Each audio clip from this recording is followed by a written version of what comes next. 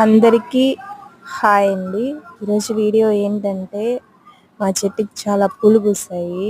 ఈరోజు శ్రీరామనవమి కదా, అందుకే అన్ని పూలు కోసేసి చక్కగా మాల కట్టేశాను.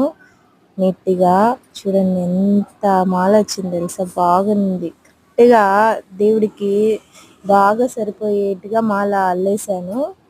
నీట్గా చాలా పూలు పూసాయి. అసలు ఇప్పుడు ఈ సీజన్లో ఈ పూలు బాగా పూస్తాయి అనుకుంటా. చూడ ఎంత ముందుగా మీ అందరికీ శ్రీరామనవమి శుభాకాంక్షలు. చూసే వాళ్ళందరూ ఖచ్చితంగా లైక్ చేసుకోండి ఫ్రెండ్స్, సబ్స్క్రైబ్ చేయండి, ఖచ్చితంగా సబ్స్క్రైబ్ చేసుకోండి. పూలు మాల ఇలా కట్టేసి దేవుడికి ఆల్రెడీ షార్ట్ అప్లోడ్ చేసేసాను.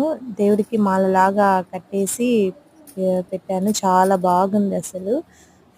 మా ఇంటి శ్రీరామనవమి పూజ ఏదో సింపుల్గా మాకు వచ్చినంతగా చేసుకున్నాను. నచ్చితే లైక్